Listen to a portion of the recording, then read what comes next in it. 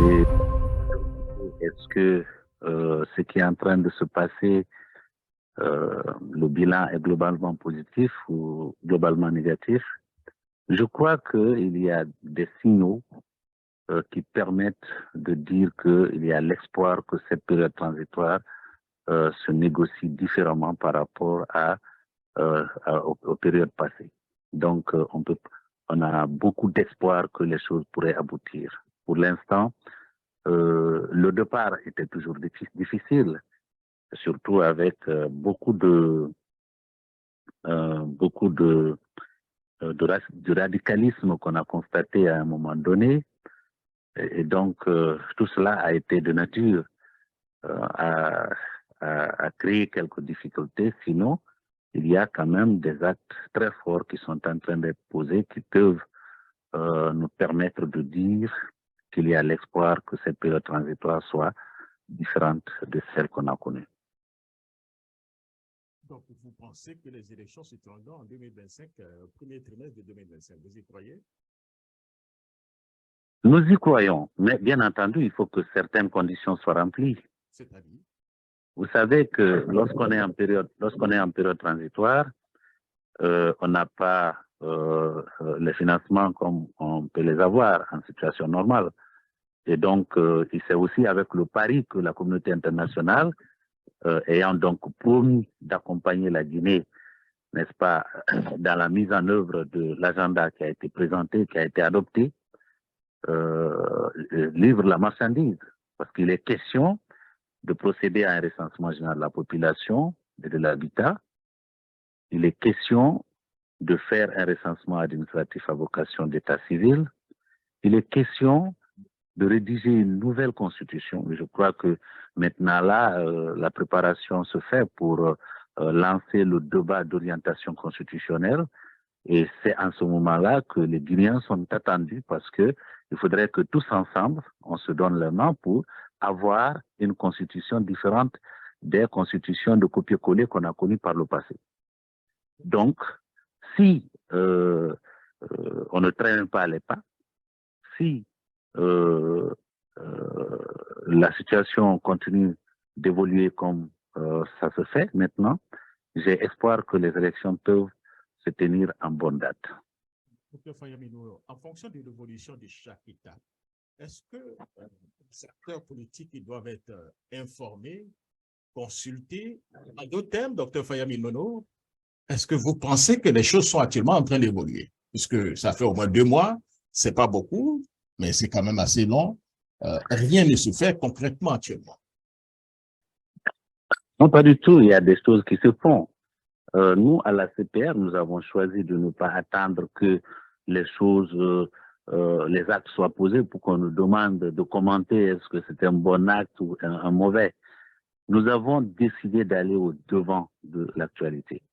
Au moment où je quittais Conakry, nous étions en train déjà d'écrire aussi bien au Premier ministre, au ministre de l'administration du territoire, ainsi qu'aux facilitatrices pour demander, oui, après le dialogue, il y a eu un acte que le président a pris pour créer le comité de suivi, mais jusqu'à présent, ce comité de suivi n'est pas mis en place. Donc, on n'attend pas que ça soit mis en place quand le Premier ministre Dana Goumou le voudra.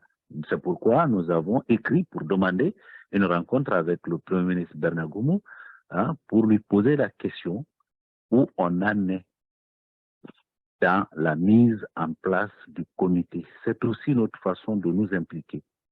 On nous informe donc à cette occasion des choses qui sont en train de se faire en background, parce que quand vous prenez par exemple le recensement général de la population et de l'habitat, beaucoup de choses, ça ne se fait pas, si vous voulez, au grand jour, parce que le recensement lui-même, partout dans le monde, ça ne dure que 3 semaines, au plus 4 semaines, si la technologie, si les gens ne sont pas très bien outillés. Sinon, la période elle-même de recensement proprement dit, ça ne prend pas du temps. Par contre, avant, il y a beaucoup de choses qui se font qui ne sont pas nécessairement à la connaissance de tout le monde. Dr. Fayamino, vous le savez très bien, vous avez 2 types d'opposition aujourd'hui en Guinée. il y a une opposition, je dirais, un peu participative qui participe aux activités du CNED et une opposition qui refuse donc de participer aux activités. On peut dire une opposition, voilà, opposée à l'opposition, voilà, docteur Fayamino. Alors, au vu de toute cette opposition qui est opposée à l'opposition ou opposée au CNED, pense qu'il faut revenir encore aux fondamentaux, à savoir reprendre le dialogue, les négociations, docteur Fayamino. Est-ce que, docteur, vous pensez que c'est vraiment faisable de revenir encore donc, au dialogue? Non, le dialogue est permanent. Je crois que le cadre qui a été créé, c'est un cadre permanent de dialogue. Il y a eu déjà une première phase qui vient de se terminer et dont la mise en œuvre est en train de prendre place. Ce qu'on peut souhaiter, c'est que ce qu'on n'avait pas voulu, et je crois que même vous, en parlant de l'opposition, vous étonnez un peu qu'on puisse parler de l'opposition maintenant. Nous sommes en période transitoire, c'est une période exceptionnelle. C'est un échec, c'est des politiques qui ont échoué. C'est des politiques qui ont échoué. C'est eux qui ont prêté serment et qui ont fait le contraire de ce qu'ils devaient faire. C'est ce qui a créé la crise. Alors, les militaires sont venus pour sortir le pays de cette crise. Il ne devait pas y avoir d'opposition. Chacun devait s'impliquer du mieux qu'il peut en apportant, n'est-ce pas, ses réflexions, ses suggestions. Je crois que c'est de cette façon-là qu'on peut conduire convenablement cette période transitoire. Malheureusement, c'est comme si on est en train de revenir à une situation normale. Or, cette situation normale qu'on a connue, quand je prends l'exemple du moment où le professeur Alpha Condé était là, je crois que si on pose un regard sur ce qui s'est passé pendant les 11 années, il y a beaucoup de choses dont on ne peut pas être fier. Parce qu'aujourd'hui encore, il y a certains qui se plaisent à dire non, puisque par le passé, quand il y avait dialogue, on demandait à l'opposition de choisir ses facilitateurs, hein, à la mouvance de choisir ses facilitateurs, hein, on demandait à la société civile de s'identifier à l'opposition ou de s'identifier à la mouvance. On n'a fait que creuser un fossé qui était devenu éminemment grand entre les Guinéens, et cela dans tous les corps de métier. Parmi les syndicats, il y avait un syndicat de l'opposition, il y avait un syndicat de la mouvance. La société civile, il y en avait. Les coordinations dans toutes les régions de la Guinée, il y en avait au moins 2. Pour ne pas dire 3 ou 4. Je crois que nous devons tirer les leçons de tout ça pour dire on est en période transitoire, asseyons-nous, réfléchissons, voyons, même nous qui n'étions pas au pouvoir, qu'est-ce que nous avons fait quand nous étions dans l'opposition qui n'a pas aidé la Guinée? Je crois que ce sont des questions qu'on devait se poser aujourd'hui. À ceux qui étaient au pouvoir, de se poser aussi la question, qu'est-ce que nous avons fait qui nous a amenés à la crise? Et qu'est-ce qu'on peut faire aujourd'hui pour aider le pays à sortir de la crise? Mais voyez un peu, vous êtes à Washington ou un peu partout à travers le monde, vous suivez un peu le débat à Conakry, ça se réduit à la sémantique. On crée un cadre de concertation, on dit non, ce n'est pas la concertation qu'on veut, c'est le dialogue. Il n'y a pas de dialogue sans concertation dedans. Et vice-versa. Donc, si nous utilisons de la politique politicienne, naturellement, nous allons mettre les bâtons dans les roues de ce processus et ça va retarder, n'est-ce pas, comme personne ne l'aurait souhaité. N'empêche que, docteur Fayamino, on le veuille ou pas, quand vous avez d'un côté l'UFDG associé au RPG Arc-en-Ciel, associé à l'UFR, si on se base un peu sur les élections passées, ces partis représentent à peu près entre 80 et 85% de l'électorat. Les exclure ou bien ne pas participer au dialogue est-ce que ça ne donne pas l'impression que rien n'est fait, que c'est une minorité aujourd'hui qui est en train donc d'exercer, si vous voulez, hein, une dictature sur la majorité, docteur Fayad? Jacques, pour dire honnêtement, je ne suis pas content que une partie des Guinéens ait choisi de ne pas participer, parce que la participation de tout le monde aurait davantage enrichi le débat et nous aurait amené à avoir des idées encore plus lumineuses. Alors, mais ceux qui n'ont pas participé, c'est le choix qu'ils ont fait de ne pas participer.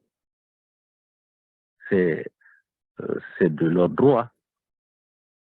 Mais il faut faire très attention quand on parle des résultats des élections passées pour prédire l'avenir ou pour dire ce que la situation d'aujourd'hui est. Déjà, en dehors de la Guinée, il y a des gens qui sont arrivés et qui n'avaient aucun parti structuré et qui sont venus mettre au pas tous les grands partis. Je crois que la France, avec Macron, a donné l'exemple. On dira que c'est différent de l'Afrique, mais à côté de nous, le Bénin, Talon aussi a fait la même chose.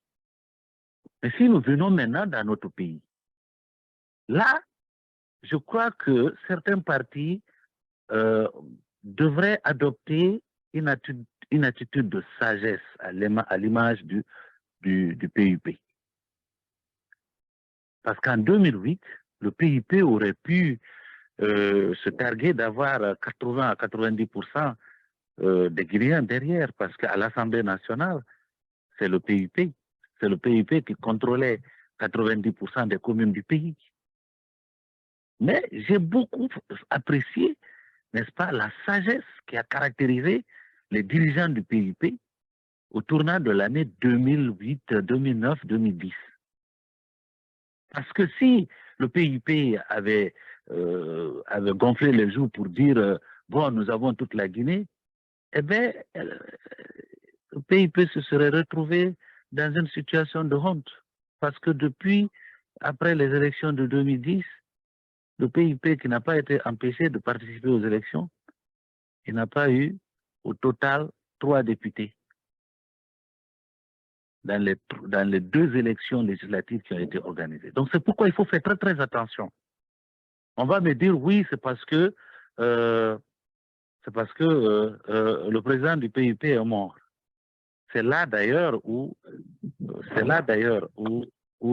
j'ai un grand problème avec la politique ou avec la démocratie qu'on veut construire dans notre pays. C'est-à-dire, si le père fondateur meurt, le parti est mort. Ça ne devait pas être ça.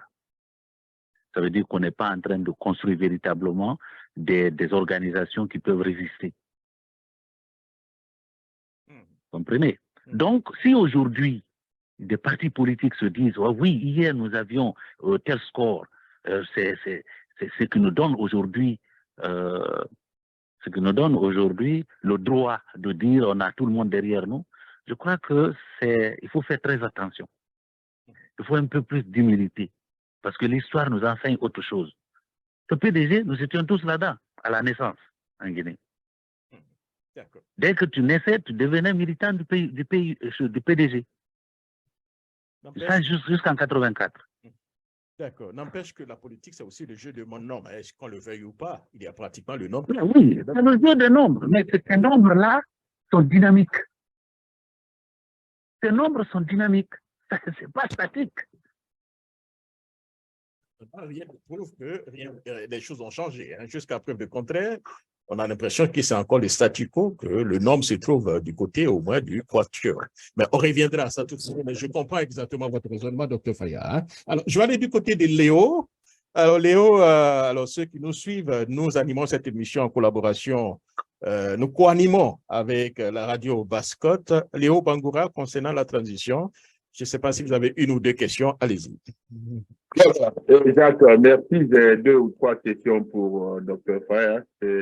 C'est cette partie de l'émission-là qui m'intéresse avec Dr. Fayad.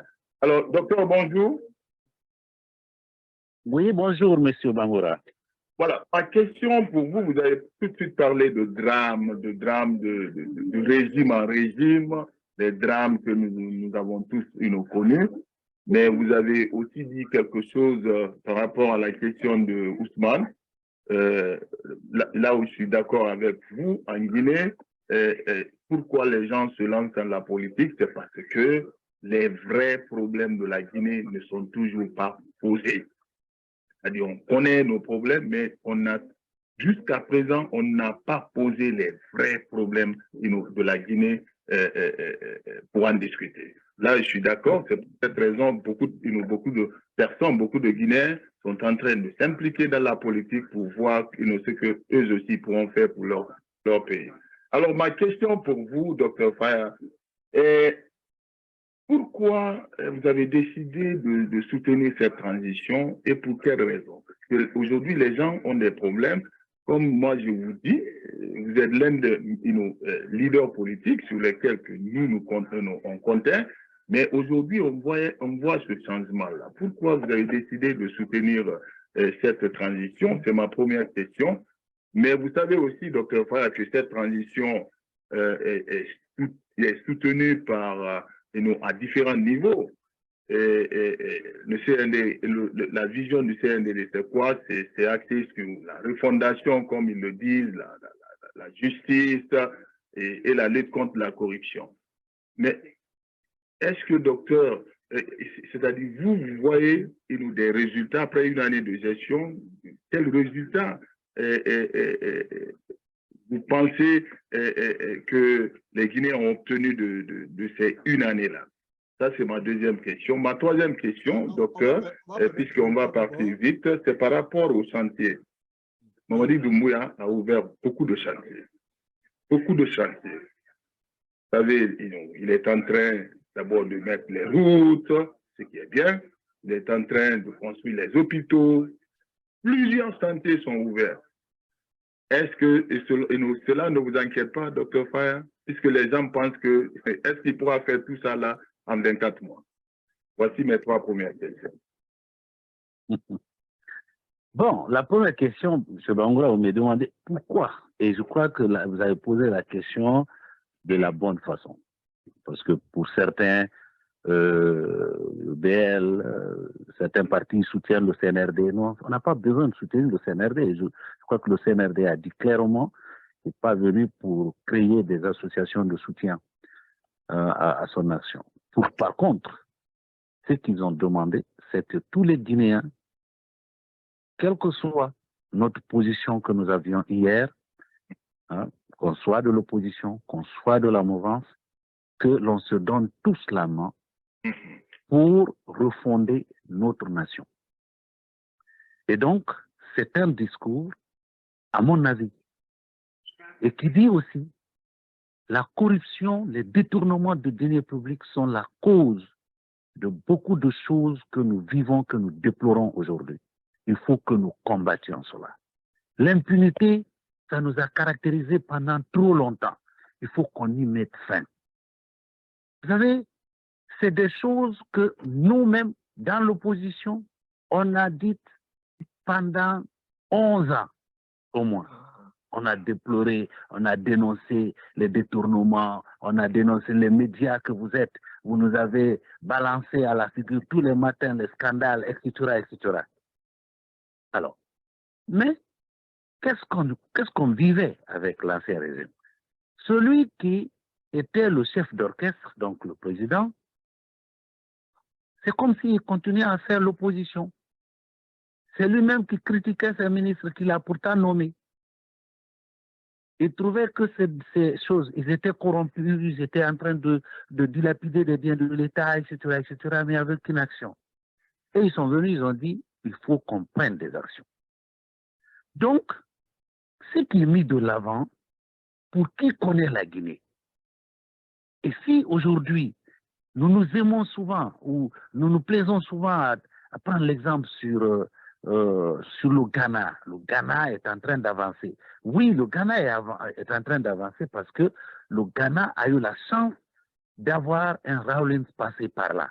Je crois qu'il faut que l'on ait la curiosité d'interroger les archives, n'est-ce pas, de la presse ghanéenne, au moment où Rawlins était là. Mais il y a des gens qui l'ont volé à mort. Mais lorsqu'il a tenu bon,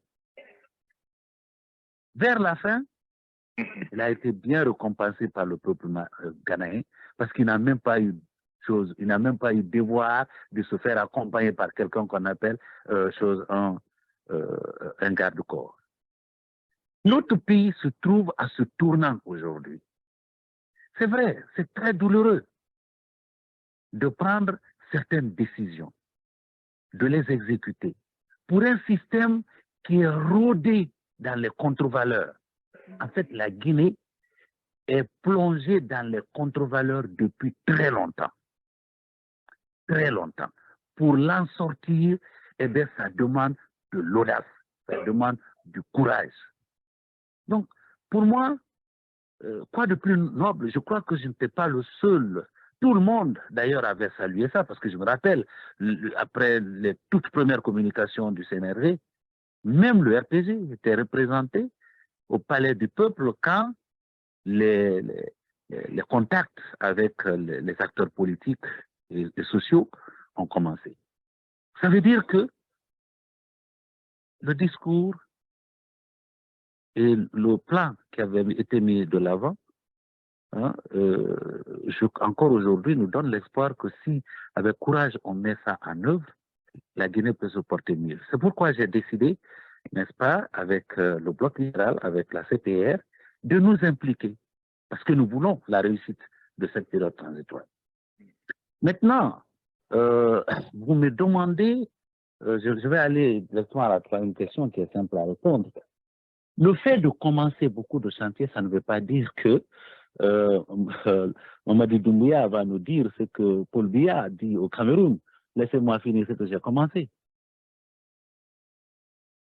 Parce que Paul Biya a commencé des choses quand nous autres, nous n'étions pas nés. Mais qu'est-ce qui vous fait dire cela? Vous croyez à Mamadi Doumbouya plus que Paul Biya?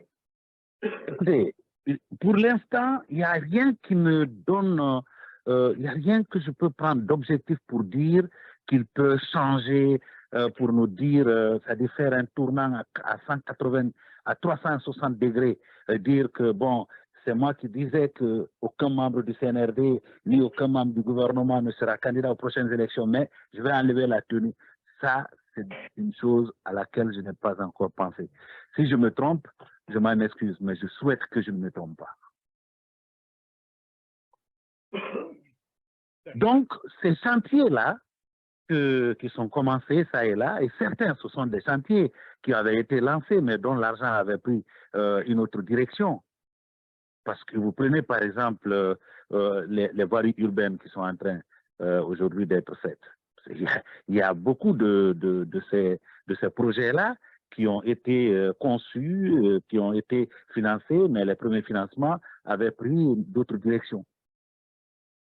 Prenez la plus vieille le plus vieux de ces projets qui était entre Koundembadou, entre Macenta et Guékédou.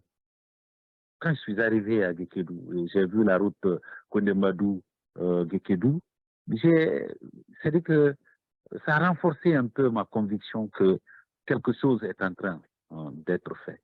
Parce que toute l'énergie du Sud, c'est-à-dire de Macenta, Zérekore, Yomo, Lola, Beila, ça mourait là-bas.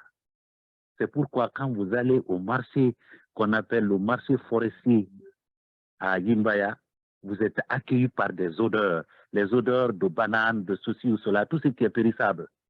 Avant de dépasser Guékédou, la moitié était pourrie.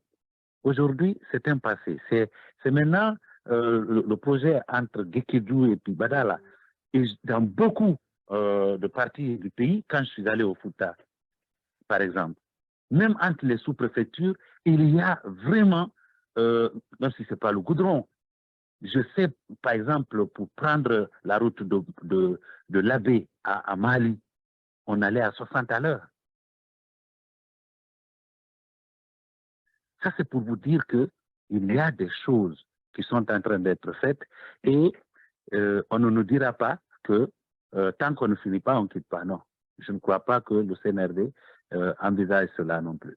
Maintenant, la deuxième question de M. Bangoura, peut-être qu'il va me la rappeler brièvement. Oui. Non, par rapport à, comme objectif, le CNRD s'est fixé sur la refondation, la justice, la lutte contre la corruption. Bon, je sais que ça pourrait être bénéfique si c'est bien exécuté, mais quel résultat, selon vous, que les Guinéens ont obtenu pendant ces premières années-là, puisque quand nous prenons un exemple sous la CRIAF, les gens pensent que Ali Touré n'est pas en train de faire du bon boulot. Il y a des gens qui sont en prison, qui n'ont pas été jugés, on ne connaît pas combien d'argent a été récupéré. Est-ce que, selon vous, en termes de résultats, qu'est-ce que vous pouvez dire aux Guinéens? En termes de résultats, il y a encore beaucoup que nous attendons. Ça, il faut le dire, parce que quand vous attaquez à un problème comme celui-là, les détournements des deniers publics, la corruption dans un pays, ça, c'est des choses qui ont pris corps depuis des décennies. Depuis des décennies. Parce que parmi ceux qui critiquent même la gouvernance du général Lansana Conté, ils pensent que c'était du libertinage. Non, ce n'était pas simplement parce que Lansana Conté a libéralisé l'économie. Je crois qu'en libéralisant l'économie, c'était le meilleur choix qu'il a fait. Mais c'est en privatisant, n'est-ce pas, l'administration, en privatisant tout ce qui était public, c'est-à-dire tout ce qui était à des fonctions, c'était devenu comme des propriétés privées pour eux, et chacun pouvait s'en servir. Le général le disait d'ailleurs en des termes très clairs, là où on attache la chèvre, c'est là où elle broute. Et donc, ça a pris corps depuis des décennies. Vous savez, la difficulté de donner la preuve en Guinée que l'argent a été détourné, c'est que l'exercice comptable, c'est lorsque quelque chose est rentré dans une caisse. Mais en Guinée, c'est en amont qu'on travaille. Rien ne rentre dans la caisse. En amont, on travaille. Vous prenez les sociétés minières. Il n'y a pas de dirigeant guinéen qui n'a pas de part dedans. Etc. Pour décanter tout ça, j'ai vu que c'est une grande ambition que le CNRD a eue, mais les moyens qui ont été mis à la disposition de la grève, je ne parle pas seulement de moyens matériels. Parce que, vous savez, même dans les pays avancés comme la France, il y a des spécialistes pour ça, pour retracer l'argent sale. Est-ce que la Guinée s'est dotée des moyens pour pouvoir effectivement retracer l'argent sale?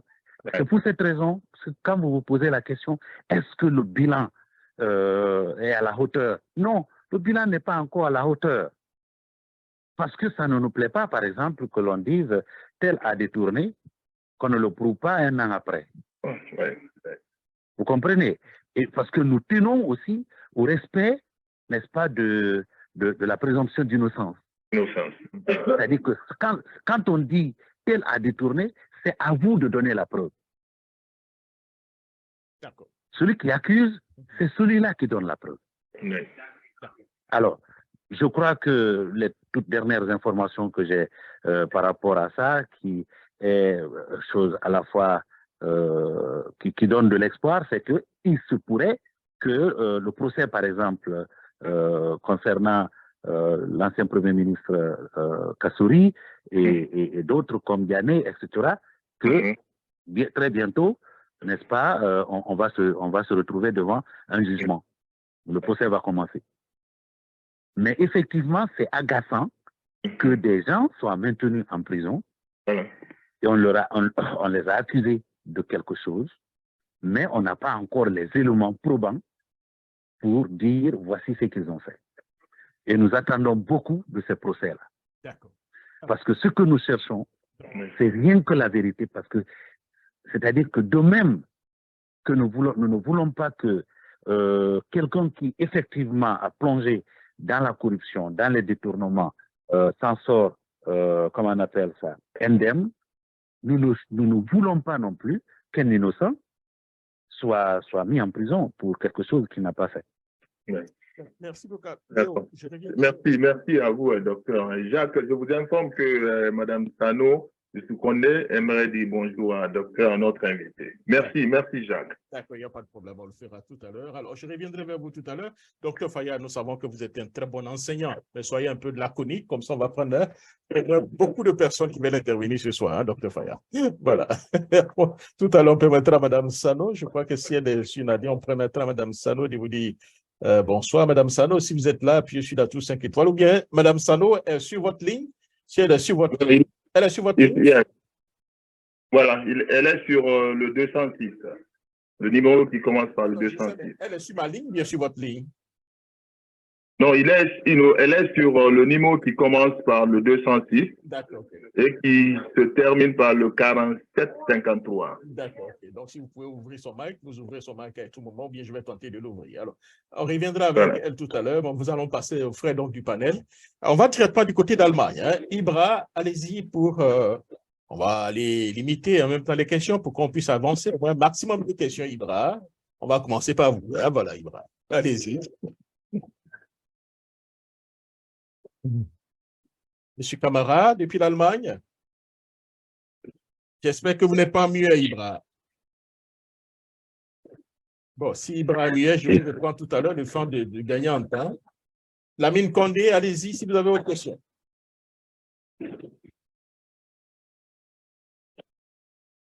Alors, Lamine Condé. Alors, si vous avez perdu Lamine Condé, on va directement au niveau du quatrième frère du panel. Ousmane Ba, allez-y. Si vous avez... Non, Ousmane, vous avez posé la question tout à l'heure. Je peux faire à vous tout à l'heure. Alpha Barry, allez-y pour votre question. Oui, merci beaucoup, M. Jacques. Je vous dis le bonsoir et bonsoir à Dr. Fayad. Oui, bonsoir. Oui, merci pour l'invitation.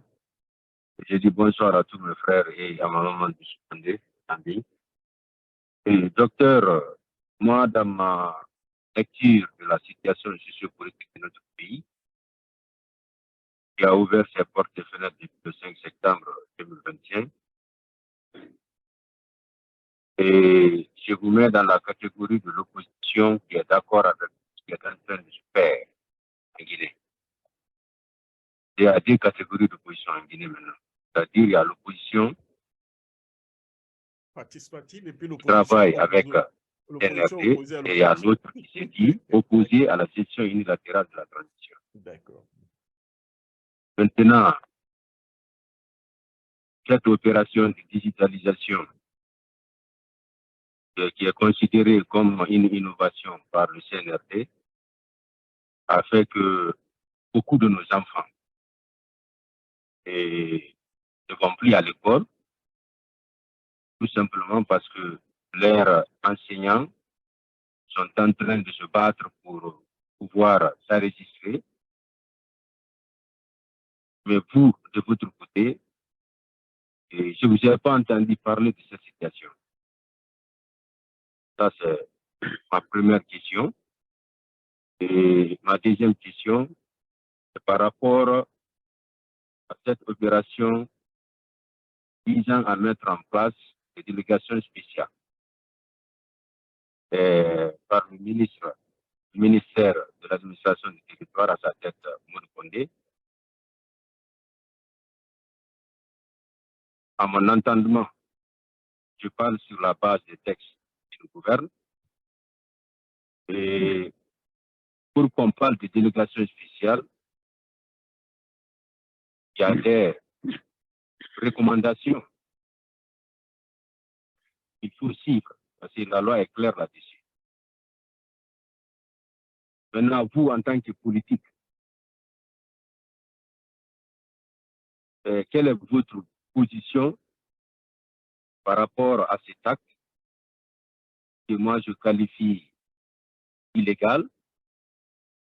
Qu'est-ce que vous êtes en train de faire au niveau de notre pays, de la base au sommet, pour arrêter la continuation de cette opération? Merci.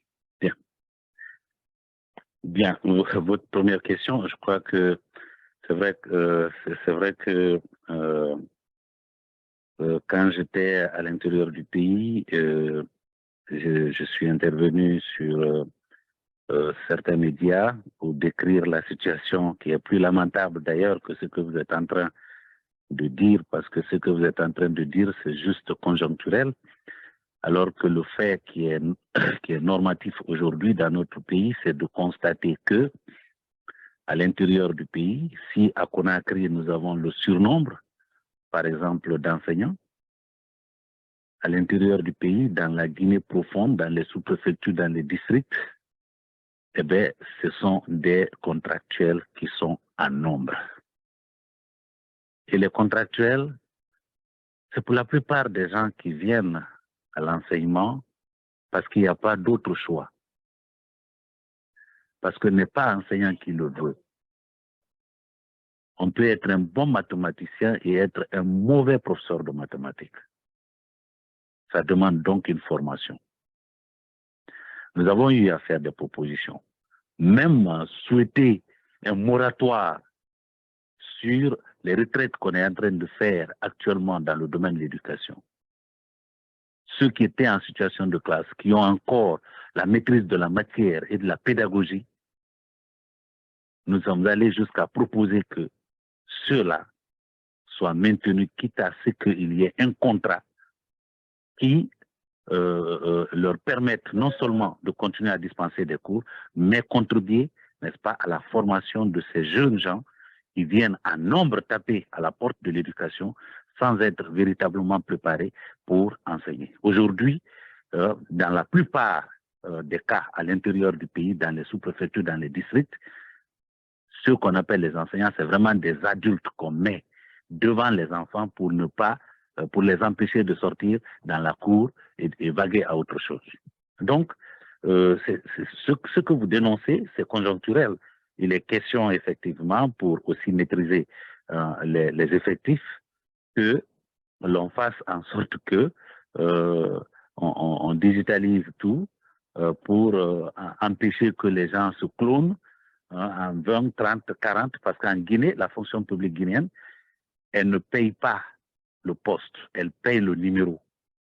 Donc, il suffit qu'on vous distribue des numéros. Nous sommes la seule fonction publique qui a des dizaines de milliers de personnes sans poste.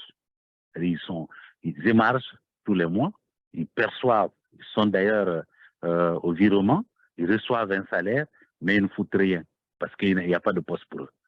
Alors, pour décanter tout ça, eh bien, ça demande parfois des choses qui peuvent ne pas être planifiées convenablement. Sinon, on déplore effectivement le fait que on soit obligé de fermer les classes pour permettre aux enseignants d'aller chercher des cartes biométriques. Je crois qu'on peut décentraliser ça aujourd'hui, permettre aux gens, là où ils sont, de le faire sans que cela ne fasse souffrir les enfants qui préparent des examens. Maintenant, par rapport à la deuxième question que vous posez, vous demandez, j'oublie d'ailleurs ce que vous étiez en train de dire, votre deuxième question, M. Barry. Monsieur Barry, allez-y.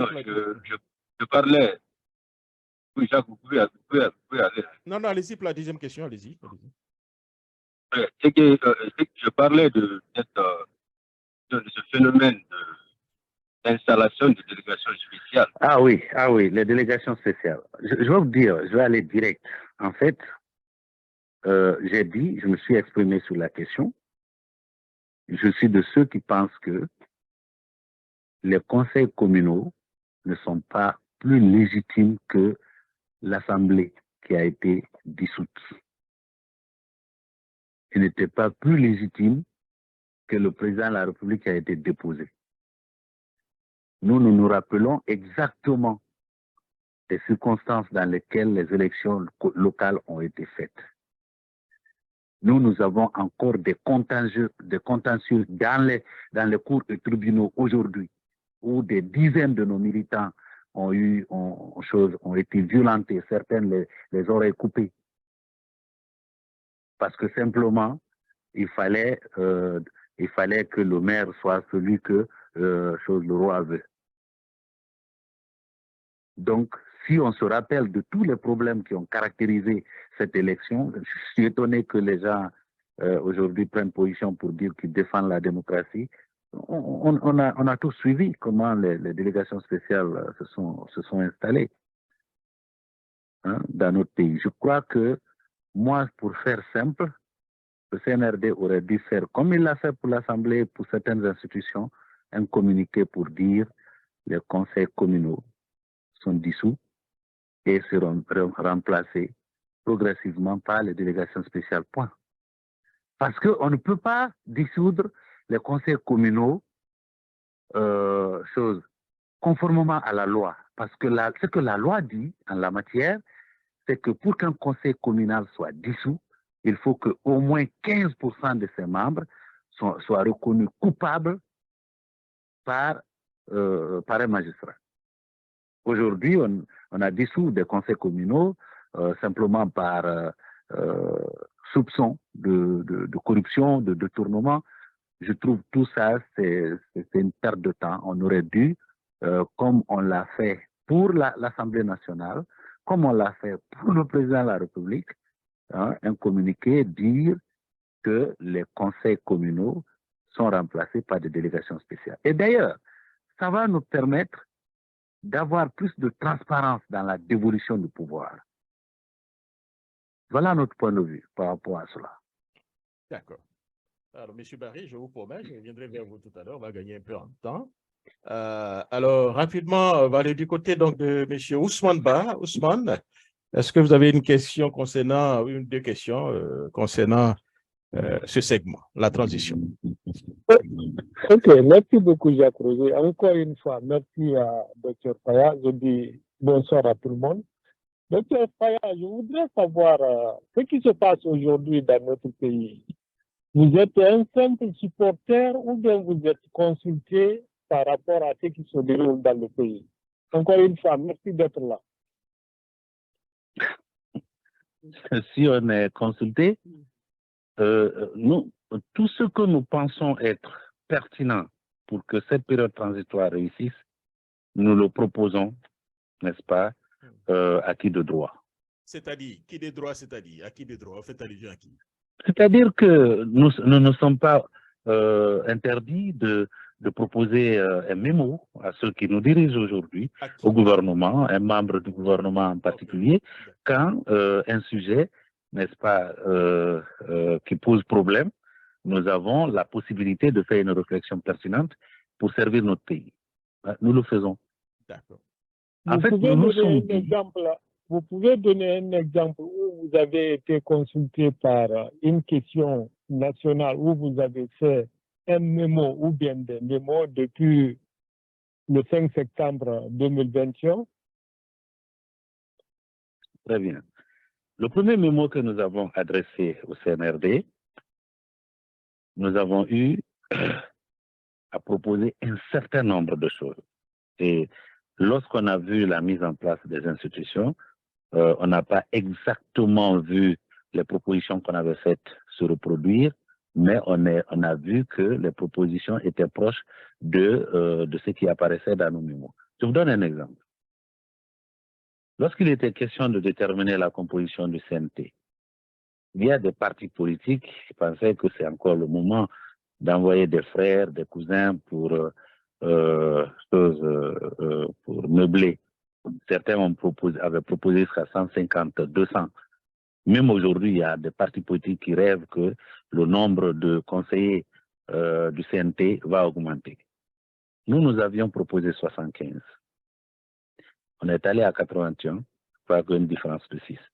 On s'est trouvé beaucoup plus confortable avec ça que de se retrouver avec 200 bouches à nourrir pour un peuple qui continue à végéter. Même par rapport à ces facilitatrices, nous avons donné notre point de vue.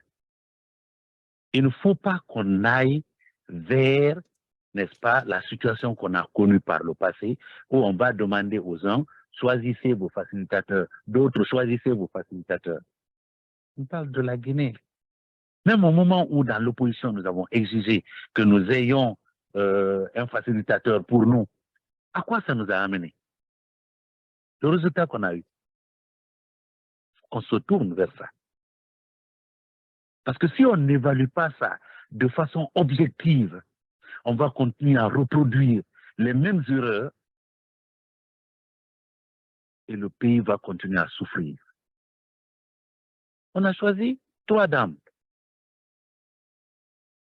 Je crois qu'il fallait leur donner le bénéfice du doute. Venir dire chacun ce qu'il pense. Parce qu'en situation de refondation, c'est la pertinence de ce que vous mettez sur la table qui compte. Ce n'est pas votre, c'est pas votre poids. C'est la pertinence de ce que vous mettez sur la table.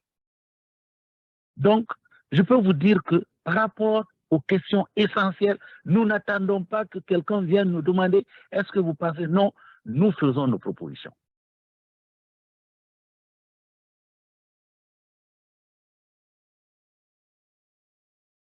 Et c'est de la même manière que nous venons de prendre la décision au sein de la CPR d'écrire au Premier ministre et au ministre de l'Administration du territoire et à qui de droit pour demander où on en est par rapport à la mise en place du comité de suivi, où on en est par rapport au lancement de ceci ou de cela. Nous avons prévu dans les 2 semaines, 3 semaines qui vont suivre, nous allons rencontrer le CNT, nous allons rencontrer la primature, nous allons rencontrer des choses certaines, membres du gouvernement.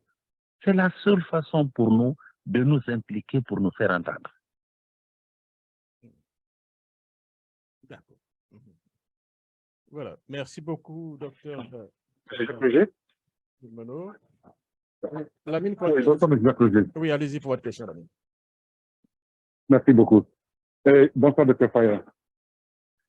Je connais. Oui. Comment ça va? Oui, je vais très bien. Merci beaucoup. Ou bien c'est parce que tu es dans le panel que le camarade a peur. Ouais, il a peur. Quand il entend la ville qu'on il a peur. Merci beaucoup, docteur Faya. Et oui, merci pour le service rendu que vous êtes en train de rendre à notre nation. Alors, je voudrais avant de poser ma question et compléter la loi, M. Jacques Roger. Le problème que j'ai avec certains Guinéens, et on prend une disposition, on n'est pas curieux de continuer dans la lecture d'une législation. Alors, et c'est le cas avec les manifestations dans notre pays. Les gens rappellent souvent l'article 8 de la charte, et en oubliant qu'il y a une disposition qui encadre l'article 8, mais le débat n'est pas là. Le débat, il y a une question qui est apportée sur l'obligation spéciale. Alors, M. Jacques Roger, les gens se focalisent sur l'article 80 du nouveau code de collectivité dans notre pays pour dire que pour qu'on parle d'une obligation sociale, il faut que les tiers, les 3 tiers des membres d'un conseil local soient reconnus avoir commis un crime devant un juge. Alors, il faut être curieux, aller dans la recherche. Et Dr. Faye, ce que je dis, ce n'est pas seulement à vous, mais c'est à ceux qui s'arrêtent dans l'interprétation de la loi. C'est la première condition. Mais quand vous prenez le code de collectivité, vous partez à l'article 101. Il y a des cas pour qu'on parle d'obligation spéciale. On réserve ça dans les commentaires puisqu'on a tellement de questions à poser. Si vous avez une question, allez-y rapidement. Le point que vous faites est assez important, mais malheureusement, on n'a pas suffisamment de temps. Donc, soyez un peu court. Allez-y, Lamine. D'accord, il n'y a pas de problème. Alors, on a parlé de la première condition, les 3 tiers. Maintenant, M. Jacques Roger, pour qu'on parle d'éducation sociale dans notre pays aussi, il y a quelques situations, quelques cas. Alors, c'est quand il y a la dissolution du conseil d'une collectivité locale ou de démission de tous ses membres. Et aussi, lorsque une élection est annulée entièrement. Donc, voici autre situation ou autre cas à rajouter au premier cas. Donc, les gens pensent que c'est seulement devant le juge. Non. Maintenant, je reviens à ma question. M. Faya, je sais qu'il y a 3 ou 4 personnes dans cette conférence qui ne vont pas dormir aujourd'hui, après vous avoir écouté sur ce que moi, je suis en train de faire en Guinée. vous l'avez dit, mais je vous prie de faire de la répétition. Est-ce qu'au jour d'aujourd'hui, je vous ai posé la question l'autre fois, la même question, mais je la reprends. Est-ce qu'au jour d'aujourd'hui, vous qui êtes sur le terrain, est-ce que Mohamed Doumbouya est en train de travailler dans le sens de changer les conditions de vie du Guinéen? Est-ce que, en tant que politique, vous êtes en train d'être satisfait par Mohamed Doumbouya? Et merci beaucoup, Dr. Faya. Merci beaucoup, M. Condé. Quand je juge, en tout cas, les actes de Mamadou Doumbouya, je donne des exemples de ce qui se fait, que j'ai trouvé dans les confins de Niakasola, ça c'est dans Sigiri, à plus de 150 km de Sigiri Centre, ou à Djarakoro, également à quelques 120 à 130 km de Mandiana, etc., etc. C'est pour cette raison, en fait, la lecture que les gens qui sont à l'intérieur sont en train de faire, ce n'est pas la même lecture que ceux qui sont de Conakry sont en train de faire. Ça se comprend.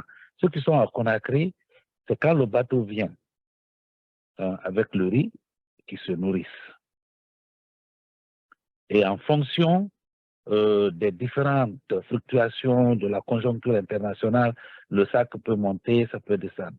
La majorité de ceux qui sont à l'intérieur du pays, n'oublions pas que 57%, selon l'Institut national des statistiques, 57% des Guinéens vivent d'agriculture. Ceux-là, ils ont d'autres préoccupations. Ils vous disent, il y a eu un président pour lequel on a voté, qui nous a dit il va gratter notre route. C'est pas nous faire la chose, le goudron, mais il va gratter notre route pour que nous prenions au moins la banane, qu'on ne prenne pas la banane sur la tête pour envoyer par-ci ou par-là. Aujourd'hui, ce monsieur, c'est à la télé seulement qu'on l'a vu. Il ne nous a jamais dit qu'il va nous demander nos voix. Mais il y a une route qui est en train d'être grattée pour venir sur nous. Il y a des choses qui sont positives, qui sont en train d'être posées aujourd'hui. Est-ce que tout ce qui est en train d'être fait, c'est, comment on appelle ça, c'est à 100% positif? Je viens d'évoquer la question de la justice, par exemple, qui fait grincer les dents lorsque la présomption d'innocence ne semble pas être au rendez-vous. Mais je peux vous dire, parce que quand on parle de la justice, oui, en Guinée ou en Afrique en général, tout ce qui concerne les actions du gouvernement sont imputés au président. Mais ici, aux États-Unis, vous ne pouvez pas avoir affaire avec la Cour et dire que c'est le président qui m'a fait ça. Le président a lui-même ses problèmes avec la Cour. Biden a des problèmes aujourd'hui avec la Cour. L'ancien président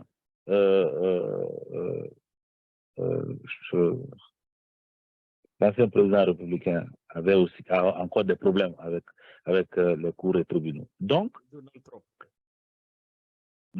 voilà. Donc, il faut que nous mettions l'accent sur ce que fait la justice. Sur ce que fait la justice. Hein? Ce n'est pas encore parfait, mais le fait de continuer à interroger, à mettre à l'épreuve la justice, va nous permettre un jour d'avoir la justice à la hauteur de nos ambitions. C'est pour cette raison que j'ai beaucoup d'espoir que si nous continuons, n'est-ce pas, à soutenir la réussite de cette période transitoire, la Guinée peut se retrouver dans une situation meilleure à celle qu'on a connue par le passé. D'accord, merci beaucoup. Alors, Ibra, si vous êtes en ligne, allez-y pour votre question, Ibra, si vous nous entendez. Oui, bonsoir Jacques, vous m'entendez maintenant? Nous entendons maintenant, oui, ça va, Ibra. Allez-y. D'accord. Jacques, peut-être 3 questions un peu naïves ou banales.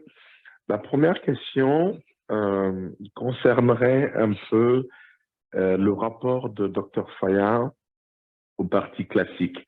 Je pense qu'aujourd'hui, ce n'est d'un secret pour personne que nos formations politiques, sous leur forme actuelle, du moins les toutes grosses, ont un vrai frein au développement de ce pays, ou du moins à la normalisation de ce pays.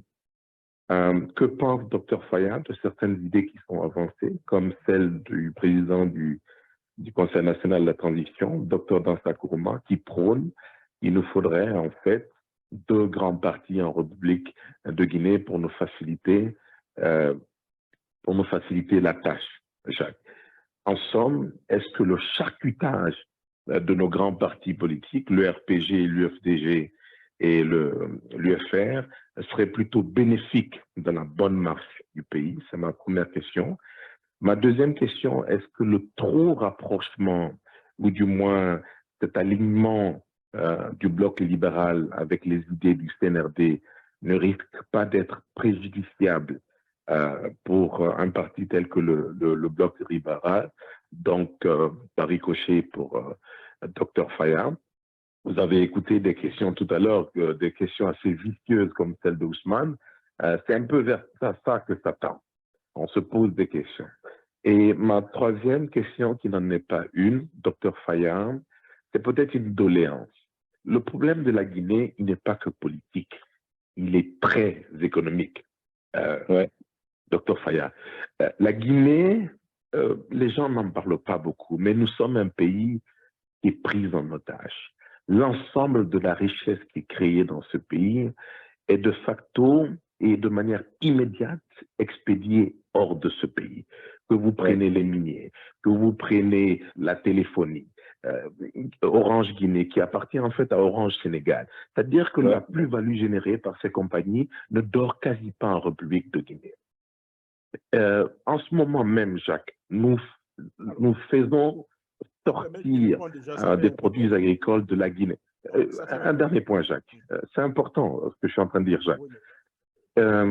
La seule compagnie à l'aéroport de Guinée qui s'occupe de faire sortir des produits made in Guinée, c'est une compagnie béninoise, Elite Cargo, qui aujourd'hui charge $18 le kilo pour faire sortir un produit alimentaire de la Guinée, pendant que dans des pays comme l'Ouganda, le kilo est à 75 cents.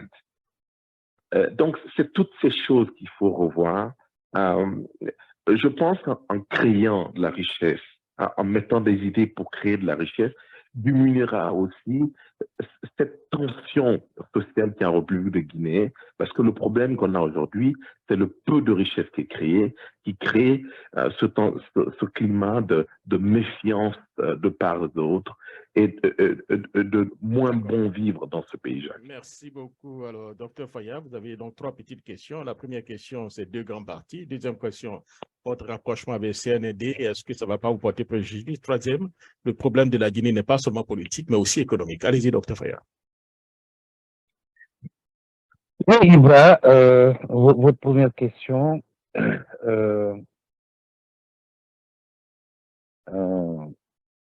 des partis politiques. Oui, c'est tentant. Hein? J'ai entendu beaucoup de personnes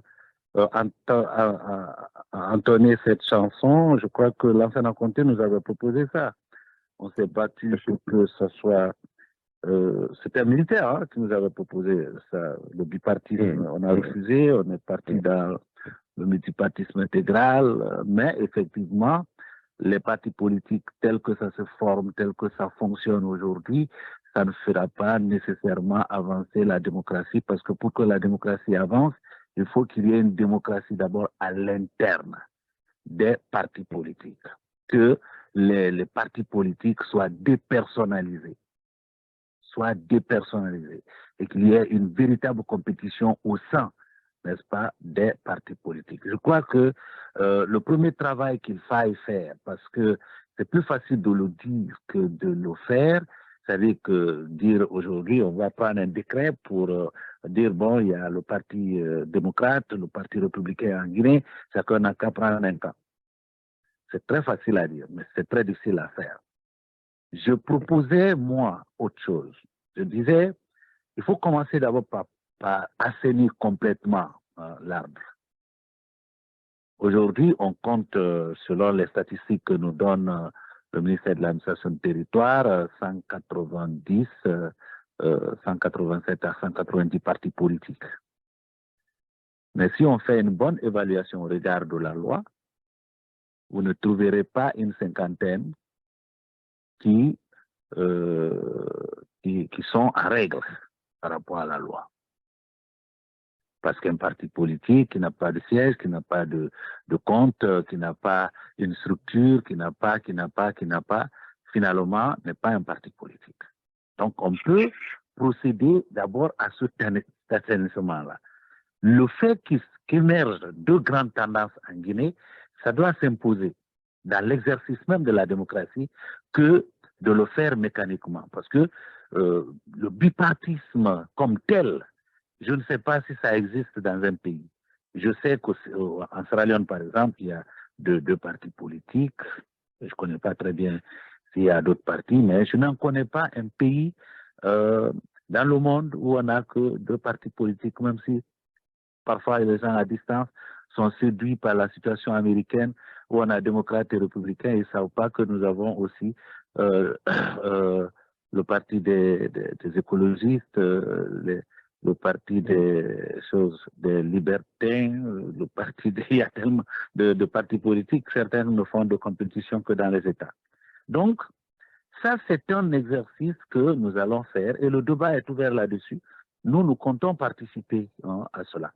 Quand il sera question, effectivement, du débat d'orientation constitutionnelle, nous avons des idées, nous voulons les faire prévaloir. Mais je n'irai pas vers une situation trop mécanique de dire décrétons aujourd'hui deux partis politiques et demandons aux gens chacun de prendre la gauche ou la droite. Maintenant, est-ce que nous ne sommes pas aussi proches de CNRD que les gens pensent? Les gens accusent vous n'êtes pas proche du CNRD. Nous sommes pour la release de la... Laissez-moi finir, Dr Faya. Tous les crimes du CNRD, comme dans un bon film de criminel, profitent au bloc libéral. Le charcutage, quasi tous les crimes. C'est-à-dire que, Dr Faya, on vous observe. Avant le 5 septembre, votre discours, on vous sentait frustré. Maintenant, on a l'impression que vous respirez, que le CNRD vous fait de la place et vous permet même de rêver. Vous voyez? Donc, on se demande un peu si ça ne vous sera pas préjudiciable. Non. En fait, ceux qui sont à Conakry, qui nous suivent, ou quand nous allons à l'intérieur du pays, ils savent que nous n'allons pas là pour faire la promotion du CNRD ou pour faire une mission. En fait, voilà le problème que nous avons, Ibra. Vous savez comment cette scission-là est partie avec les partis traditionnels. Nous avons tous demandé, au début, on se retrouvait tous ensemble, on discutait. Alors moi, un jour, l'évêque de Cancra devait être intronisé, il m'appelle personnellement pour me dire, je souhaite que tu sois là. Le parti dit, profitons de l'occasion, puisqu'on prépare déjà une mission pour la Haute-Guinée, tu vas y rester pour faire les 6 semaines. À peine j'ai dépassé Dabola, que je vois dans les réseaux sociaux que je suis allé en mission du CNRD en Haute-Guinée. Je n'ai jamais fait de commentaire par rapport à cela. Parce que je sais que ce que passent la plupart des politiques, ce qu'ils passent le temps à dire, si vous enlevez ce qui est mensonge, il ne restera pas 10%. Donc, en fait, nous avons choisi de fermer les oreilles par rapport à ces critiques qui sont mensongères, à ces calomnies qui ne se vérifient pas. Il n'y a pas ce qu'on n'a pas dit de Fayard, qu'on n'a pas dit du bloc libéral. Il n'y a pas de mensonges que les gens n'ont pas dit, mais ils n'ont jamais pu prouver quoi que ce soit. Donc, on est à l'aise de continuer. On a dit, ce qu'on est en train de faire, nous ne nous cachons pas. Nous avons dit, nous allons nous impliquer. C'est-à-dire, on n'attendra pas qu'on vienne nous dire, pardon, venez. Non, il s'agit de la Guinée. Nous venons et nous proposons ce que nous avons à proposer. Est-ce que ce que nous proposons, nous pensons que c'est de la Bible ou du Coran? Non, pas du tout. Mais nous sommes prêts, n'est-ce pas, à débattre avec des gens pour dire quelle est la logique derrière les propositions que nous faisons. Le débat est aujourd'hui en train d'aller dans tous les sens. Parfois, on attaque l'âge, parfois, on attaque ceci. Nous ne sommes pas dans ça. Nous ne sommes pas dans ça et nous avons exprimé. Dès le début, nous avons dit, l'âge n'est pas le problème en Guinée. L'âge n'est pas le problème. Parce qu'il n'est pas prouvé, hors de tout doute, que ceux qui sont jeunes, qui sont passés au gouvernement, ont été plus performants que d'autres. Ou ils ont été plus vertueux que d'autres. Donc, dans le débat qui est en train de se faire, nous exprimons, et de la façon la plus limpide, nos positions, mais les gens qui veulent nous caricaturer, nous caricaturent comme ils veulent. Heureusement que, bon, le chien à boire, la caravane passe. D'accord, la caravane passe. Alors, on reviendra à Ibra tout à l'heure. Alors, on prend le Bombari, hein, j'espère que voilà. Allez-y, le Bombari, pour votre question. Je vais répondre, Jacques. Le problème politique économique. On va répondre tout à l'heure à la au troisième segment, puisqu'on va gagner en temps. Troisième segment où on parlera de la vision du bloc libéral. Et votre question sera la meilleure question même d'ailleurs pour parler de cette vision. Si ça ne vous gêne pas, Ibra. Hein. Voilà. Rapidement, le Bombari, allez-y. Ça me gêne beaucoup. Hein. Ah bon, d'accord. Bon, le Bombari, allez-y rapidement, avant que Ibra ne monopolise. Allez-y. Je suis très gêné en ce moment, allez-y. Bombari. Alors, Pathé Barry, est-ce que vous nous entendez? Hein? Je pensais que fallait que répondre à la question de M. Ibra. Donc, en fait, est-ce que du fait qu'aujourd'hui le CNRD est en train, disons, réellement de réaliser des projets sur le terrain, est-ce que ça ne vous inquiète pas trop, dans la mesure où quand je vais dans le même sens que M. Ibra en disant que le problème guinéen est beaucoup plus économique que politique et que le CNRD en voyant est en train de résoudre beaucoup plus de problèmes économiques et de développement, n'avez-vous pas peur qu'à la fin, aux 2 ans, que la population guinéenne ne pousse les idéaux du CNRD et dise au président Doumbouya de rester et arrivé aux 2 ans, on parle de retour de l'ordre constitutionnel et vous n'avez plus de ressources pour faire face au régime du CNRD, dans la mesure où la population adhère maintenant, préfère beaucoup plus Doumbouya.